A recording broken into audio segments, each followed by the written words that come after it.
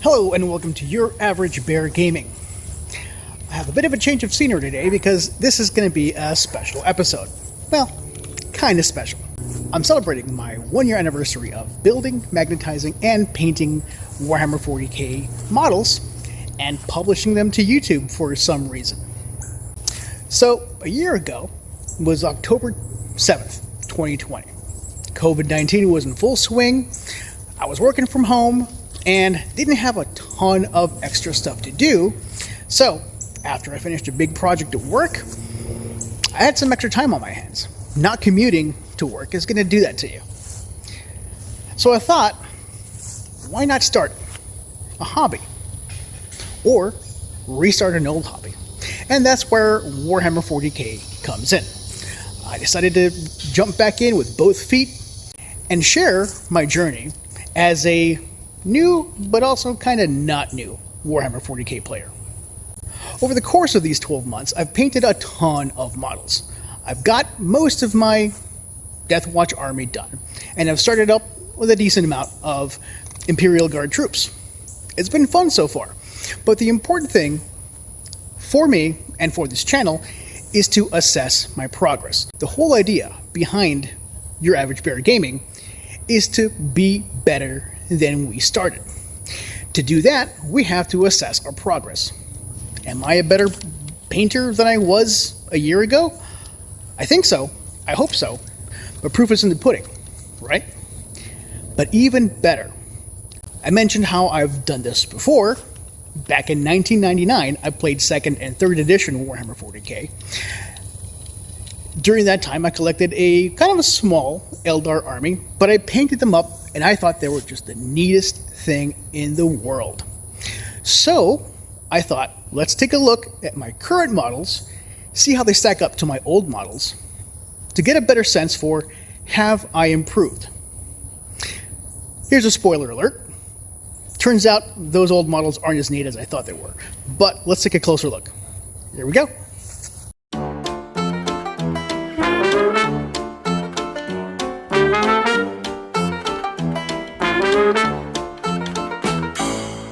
So, this is a tackle box in which I used to keep my Eldar army. There's going to be a dog running around here. He's not very active, but he kind of does like to be on camera. Anyway, this is where I kept them. It was a decent solution at the time. I had these little things, and so in each of these little squares, I kept a model, and I had them padded with these little cotton strips. I bought at a fabric store. It did a decent job. I've moved them out of here for now because I want to do something else with them. But I kept this tackle box simply to show you. And now that I have, it's going to go. Donating it, it's gone. This is where I kept kind of the only real vehicle that I had. It was a fine solution. I kept my models relatively safe, but not all the way safe. Let me show you the actual models that were in there. Here are the special characters that I painted way back in 1999, probably the year before that, and so on and so forth. And I want you to remember, we're doing this to gauge how much progress I've made since these days. And I also want you to remember that I thought I was really good at painting back then. And looking at them now, I'm thinking, holy cow, I was wrong. This wasn't even really good in relation to the painting techniques at the time. But I was really, really proud of these guys. I was particularly proud of this is the Avatar of Kane, right? This was before all the plastic kits became available. All we had was metal, and we thought they were awesome. And so this is my Avatar. This was not one of the first models that I built. This is actually one of the later ones. And at this point, I had discovered, I think it was adding washes to your paint job to give it, kind of the effects that you see here. And so I got the little magma effects kind of in the cracks and the outside, kind of the surface of his body. I was like, well, he's basically moving magma. So I wanted the outside to look like metal that had cooled, and so it had some washing, some dark wash or some black wash over them to kind of show that it was metallic. And his face looks all magma-y and pretty Eldar-y all the way across. I was really, really proud of this model. And among my group of 40k players, this was actually a really good job. We weren't anywhere near professionals. We were just kids. And we didn't have YouTube at the time. YouTube wouldn't come out for years after this. And so you really only learned from each other. And so if none of you knew a darn thing about painting, then this was as good as we were going to get. So obviously, if I did this now, I would do a lot of things differently, and I want to believe that I'll do a better job. But this guy is in a good enough condition where I'm not going to mess with him. I'm going to keep him as a memento of my 1999 painting days. I might attempt another paint job. If I find another metal model, I'll maybe try that, or maybe I'll just hit with a plastic model if I ever, kind of want to do Eldar again. Which is a possibility. Eldar are my first love. I was never any good at them. Anyway, here's the Avatar, my pride and joy of 1999. Here's where things start going downhill. This is, I think his name is Fuegian. He's the kind of the Phoenix Lord that corresponds to the Fire Dragons. You'll notice he's pretty flat looking. Like the color choices are fairly bold, pretty Eldar-y, but there's no washing, there's no highlighting, there's no shadows, there's nothing. It's just flat out paint. And yeah, I'm pretty sure I can do a better job now. At least I would hope. Here is, I forget this guy's name. He's the Phoenix Lord for the Swooping Hawks. I went with some unusual colors for him. And you'll notice there's this metallic, I used this metallic blue, which I really liked at the time. I was playing with metallic paints a bit, and the hobby store that we frequented started getting some. But again, you'll notice it's all fairly flat. Although here, I did attempt some dry brushing to make the feathers kind of stand out. So we apparently knew about some of these techniques, but we didn't really know how to apply them to best effect. I think this is Asuraman. I was really happy with him. I loved the color of the gray and the red. I think that was pretty neat. But the same kind of liabilities here in that there's no very little highlights or shadows or whatever. But there is some dry brushing right here on the mane, which was interesting. Here's another one of those metallic colored dudes. He's a Scorpion Phoenix Lord, or a striking Scorpion Phoenix Lord. Was really happy with the color choice, less happy about it now. Mugan Ra, I think is this guy's name. The Phoenix Lord for the Death Reapers, or Dead Reapers, or whatever. I loved the way the skull turned out. Probably couldn't do a better job now. But I thought that was pretty neat. Same kind of issues. Very, very flat. But man, I was proud of this guy. I used him every game. My Farseer, Ulthwan, I think is his name. Bright colors, no shadows, no highlights. Yada, yada, yada. Here's Jane Zar. I loved this Phoenix Lord. And I think I used oil paints. This might have been one of the very first models I ever did. And it kind of shows. Her arms, they're not missing. I have them in my little bits box from back then. I might decide someday to restore her to her previous glory. It's not as glory as I thought it was, so I don't even know if I want to do that. Look at her shoes, though. They are pointy AF. What was happening here? Now that wasn't my fault, but yeah, there's a lot of shine on this model. I think I may have used like gloss paints or enamels. I don't know. Pretty gross. All right, here was my squad of warp spiders, also metal. And man, I was proud of these. So proud. I don't really understand why, but in my head, these were much cooler than they actually are. And so here, I think I may have started trying overbrushing. I didn't realize that's what it was called at the time, but I also played with a little bit with kind of iridescent paints.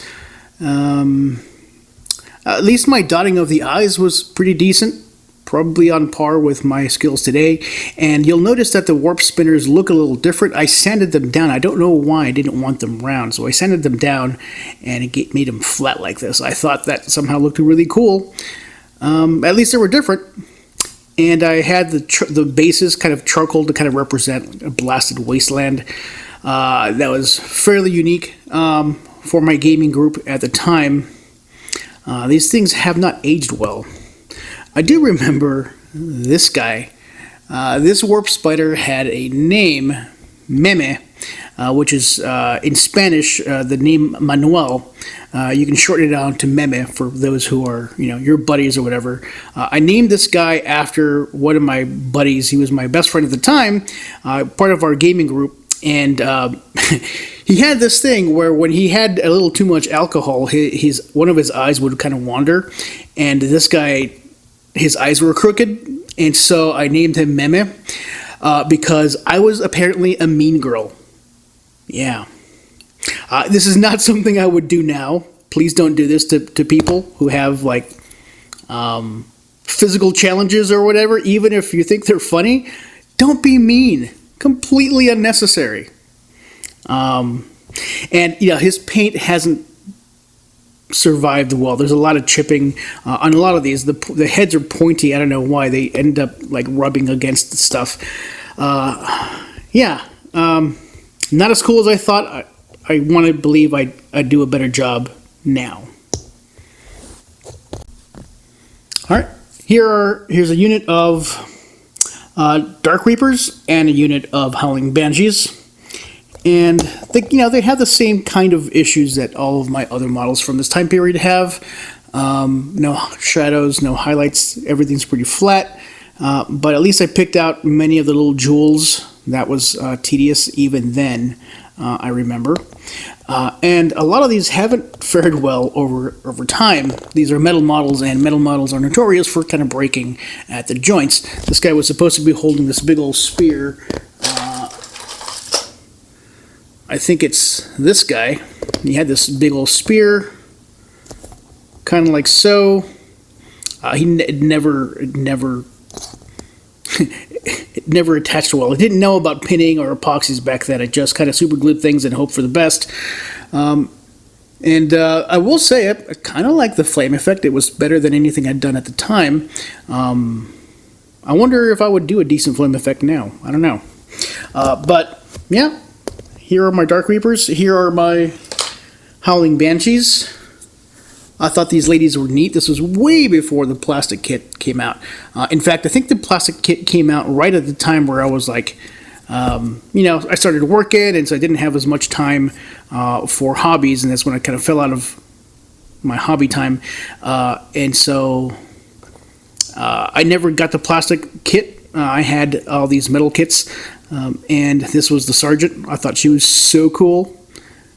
I even added these little stripes at the very top to kind of mark her out as the Sergeant. But yeah, they all have kind of the same problems. But, these were among the best models I had from back then. Look at this holster work. How interesting is that? Yikes. Here is a unit of fire dragons, and I still kind of like these. I liked the color choices that I made, and I think these guys, they made use of a bit of either, I think it was a black wash, but it might have been a dry brush. I'm not exactly sure, but you notice how plain the gun is. That's true for all of these guns. I don't know if I just got tired of painting them or what the deal was, but there they are. And these are, I forget what these are called, like not Guardians, these are the upgraded Guardians. Forget what they're called. Really like their color choices. I still relied heavily on metallics, but, you know, I really liked them at the time. Looking at this guy's face, he could really benefit from some washes. I definitely see lots of places where I would do things differently. But that's why we're doing this, right? Is to kind of see where we were then and reflect on where we are now and how we would improve these things. That's interesting. Here's a unit that I think have aged relatively well. Like, they're not fantastic, but it's relatively, I don't know.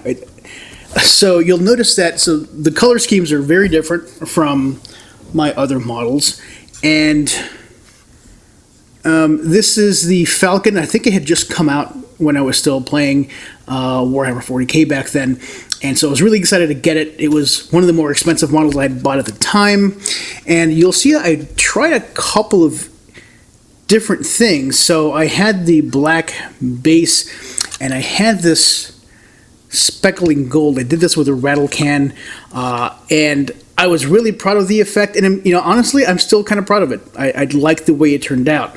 There's a lot of colors happening with the weapons and the gems and all that kind of good stuff, and none of the canopies have survived the passage of time.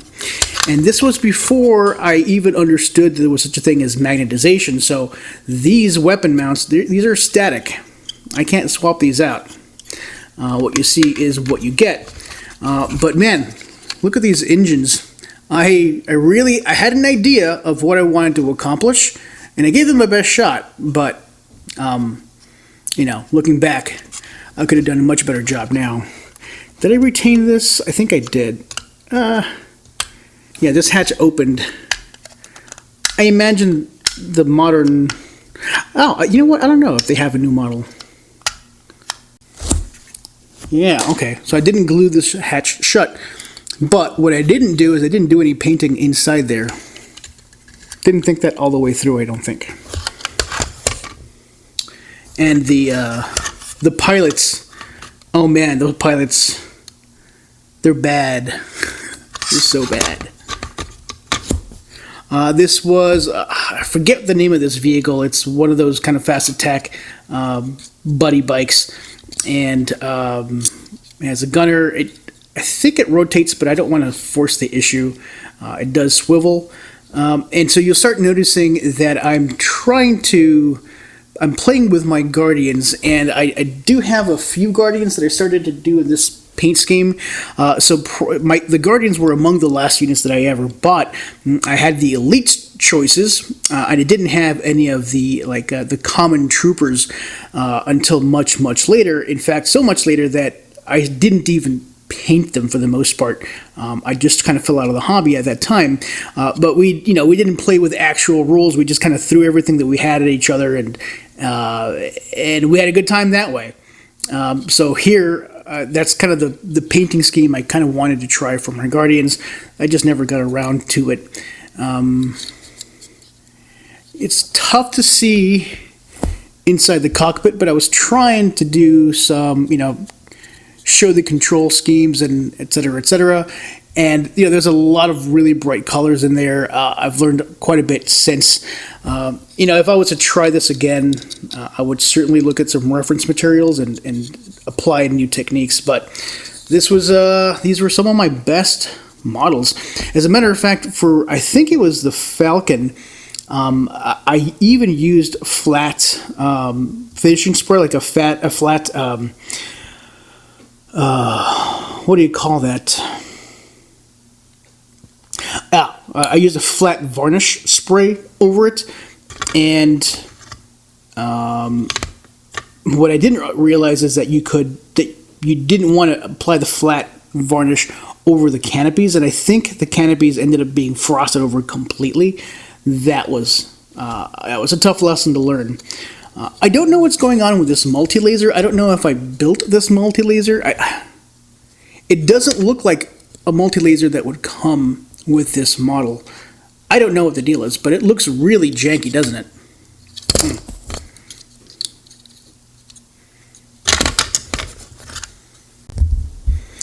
All right, the last of these models that I kind of want to show you are these are Guardians. I got these towards the end of my original playtime with Warhammer 40K.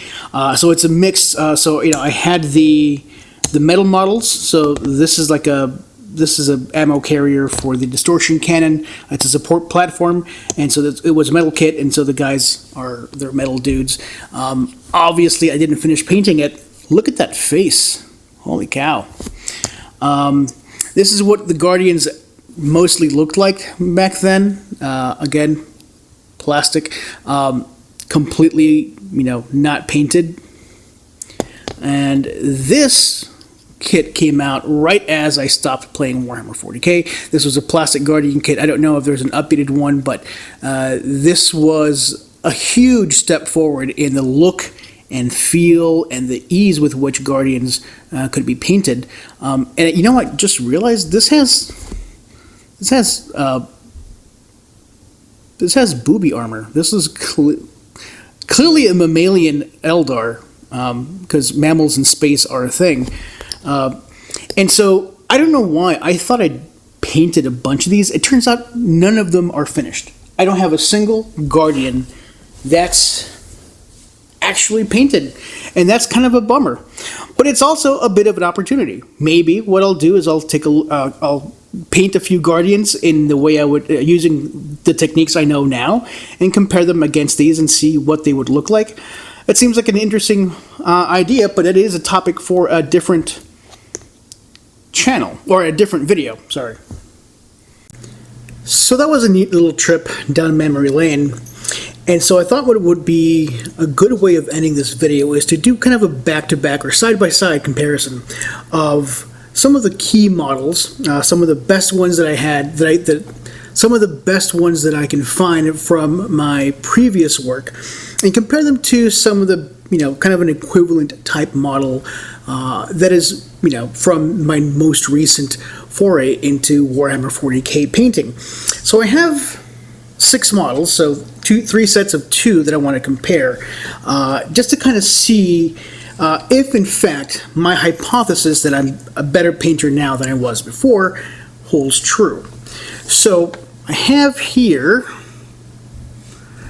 I think this is a Dire Avenger. I couldn't think of the name originally, but he's one of the better painted models that I had from back in the day.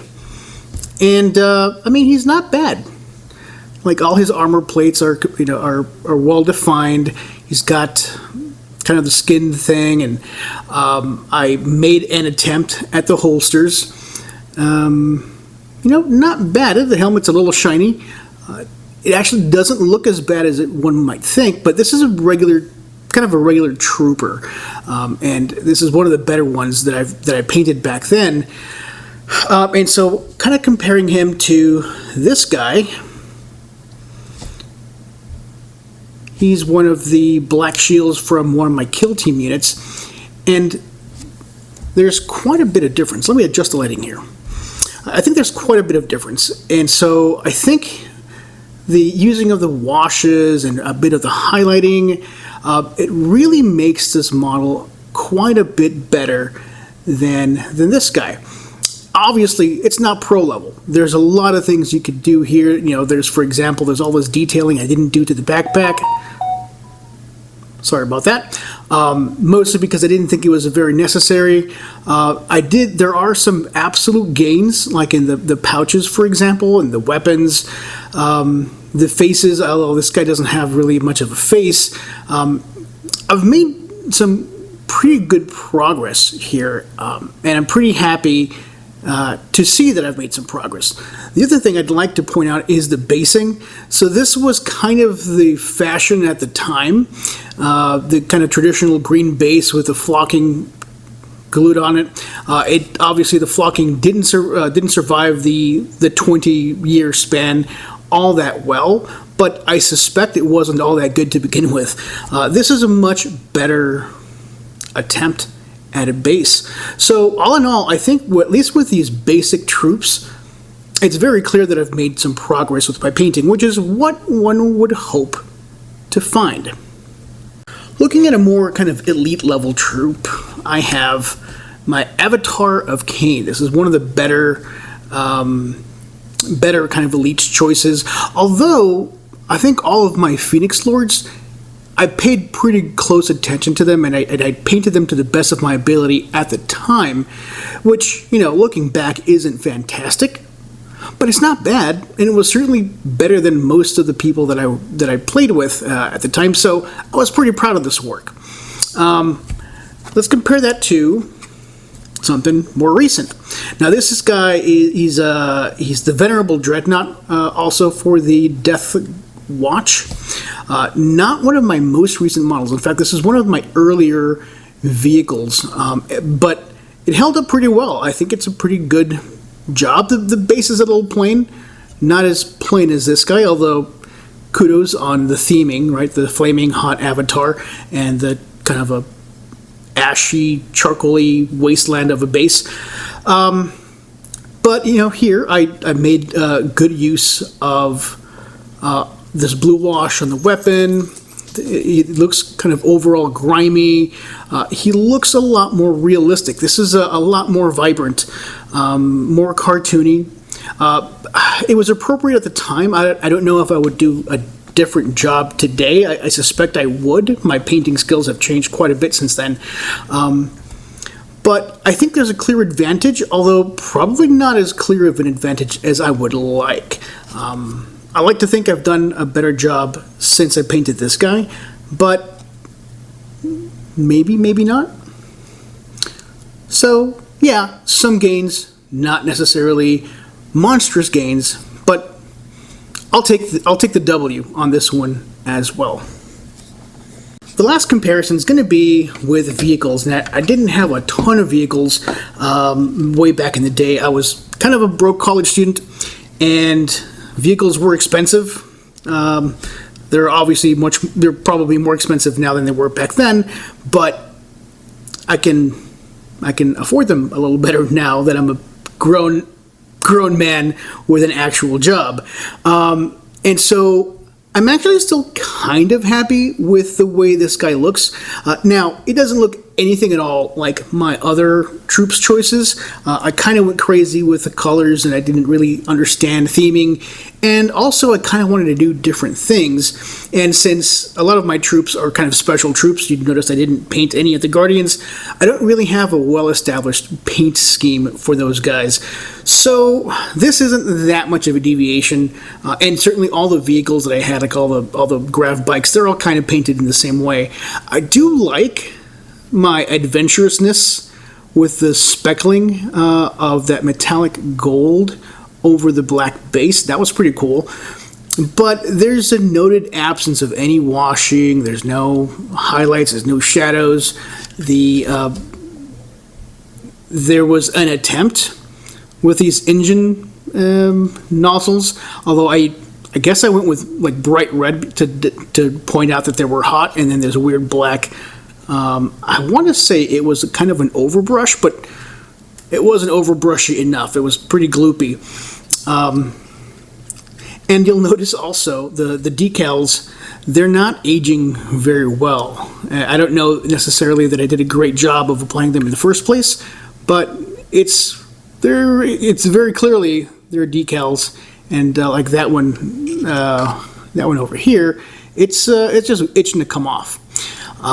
So, you know, it's clear I made some progress with this one. I did a better job than I normally did with my models, but compared to something like this, I've clearly done a better job. Now, you'll notice that there's edge highlighting.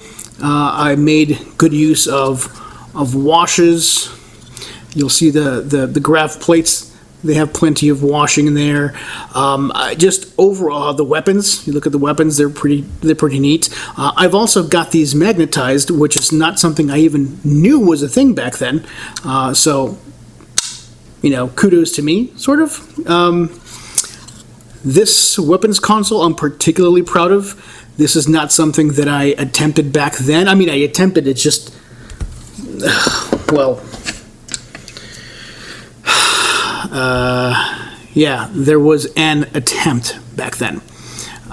So I think I'm pretty comfortable with the idea that I'm a better painter in the vehicle category than I was back then.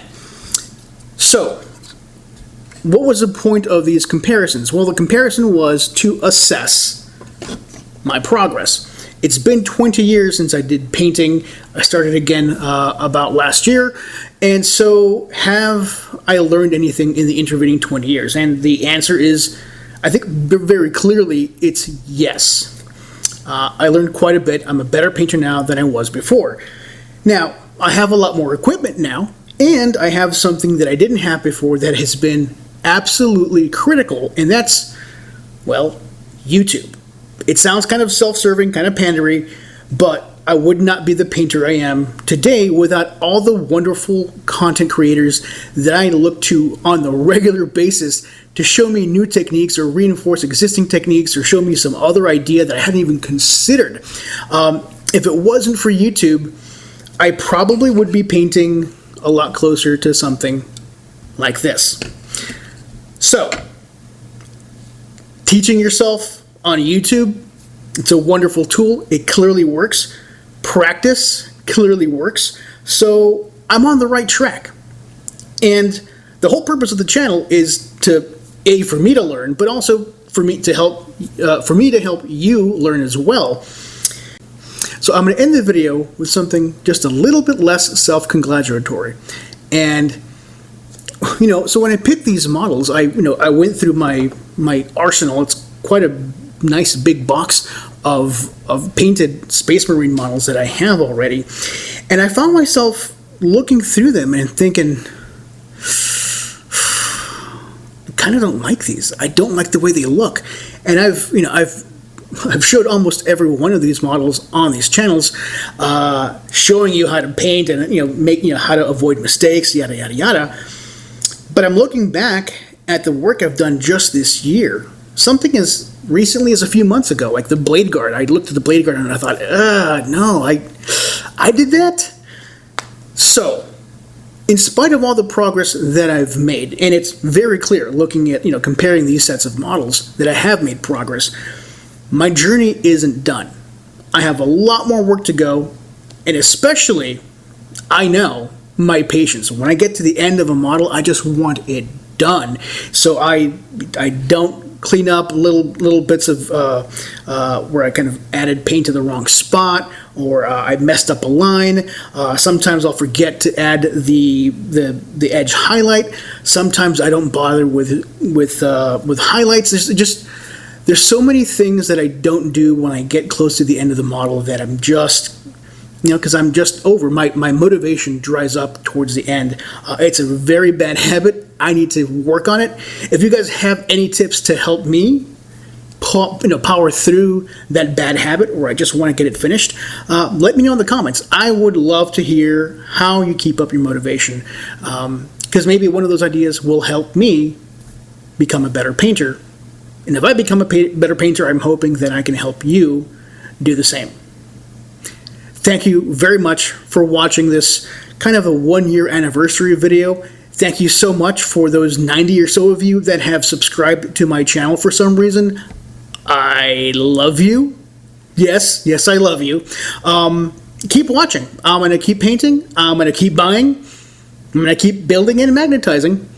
And I'm going to keep doing my best to teach you to be a better painter. Be nice to yourselves and each other. Peace.